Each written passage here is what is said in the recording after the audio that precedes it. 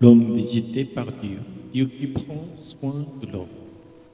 Introduction, Hébreux 2, 6. Hébreux 2, 6 cite le psaume 8, 4, nous invite à revenir au psaume lui-même pour en comprendre le sens. David exprime son émerveillement devant la création et devant la place que Dieu y a donnée à l'être humain. Bien que l'auteur de l'Épître aux Hébreux lise ce poème d'un point de vue messianique, David, quant à lui, semble d'abord vouloir célébrer l'ordre de la création décrit en Genèse 1, où l'homme créé à l'image de Dieu reçoit la mission de gouverner le monde sous l'autorité divine.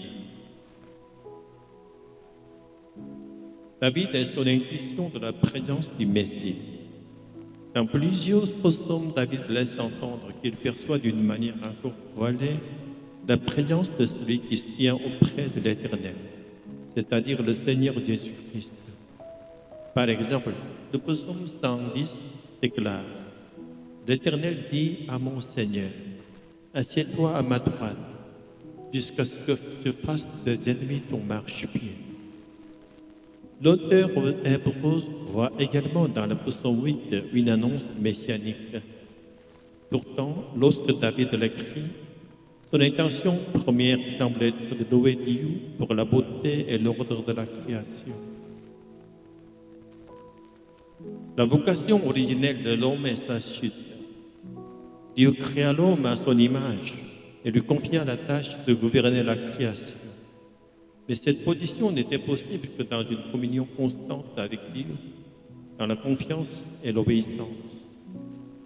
Cependant, lorsque l'homme a cédé à la tentation du serpent, Satan, déjà rebelle, avant l'apparition d'Adam, il a voulu exister en dehors de Dieu et a perdu ainsi sa dignité originelle. Depuis lors, les descendants d'Adam cherchent toujours à dominer le monde avec les capacités et les dons que Dieu leur a accordés, et selon leur propre volonté, pour leur propre gloire, et non pour manifester celle de Dieu. Ainsi, en chutant, il entraîne tout le monde créé dans la corruption. L'exemple de l'Europe quand la gloire est détournée. L'Europe, premier bénéficiaire de l'Évangile, a fini par transformer la révélation du Christ en un système religieux. Bien que l'Église y proclame la gloire de Dieu, elle a souvent cherché sa propre gloire. Aujourd'hui, beaucoup d'Européens aiment leurs églises et leurs traditions comme symbole culturel, mais ils ont perdu la foi vivante. En se glorifiant eux-mêmes, ils deviennent ennemis de Dieu. Ils lient explicitement ou qu'ils ignorent simplement. Reconnaître Dieu sans le glorifier revient en réalité à le renier. Le regard de Dieu avant la chute. Dans le psaume 8, David semble contempler la création comme si la chute n'avait pas encore eu lieu. Avant les fautes graves qui marqueront sa vie, comme l'affaire de Bathsheba, le jeune David ne porte pas encore les lourds fardeaux de culpabilité que connaissent tôt ou tard tous les descendants d'Adam. Il contemple la beauté de Dieu dans la création et rend à Dieu la gloire pour les dons accordés à l'humanité, sans jamais les transformer en motif d'autoglorification. Le monde restauré par le sang du Christ. Aujourd'hui, nous vivons dans un monde où la restauration a commencé grâce au sang et à la vie de Jésus-Christ. Sur la croix, Jésus a vaincu l'adversaire, l'ange déchu. Ainsi, lorsque l'homme continue de nier Dieu ou prétend croire en lui, tout en cherchant sa propre gloire, il ne peut plus en accuser Satan. C'est désormais l'homme lui-même qui devient adversaire de Dieu.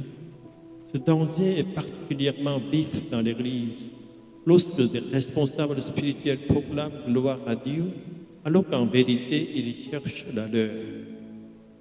C'est ainsi que bien des églises européennes ont perdu leurs fidèles et ont perdu Dieu lui-même. Un appel à la repentance. Que pourrions-nous dire au Seigneur qui nous a confié des âmes à conduire? Nous devons nous repentir. Nous ne nous enivrerons pas des dons que Dieu nous a confiés, mais rendons-lui toute la gloire. Le Nouveau Testament nous rappelle que si Dieu nous reconnaît comme ses enfants bien-aimés, ce n'est pas à cause de nous, mais à cause de Jésus-Christ, le Fils de l'homme. Toute souveraineté appartient non à nous, mais à Jésus-Christ.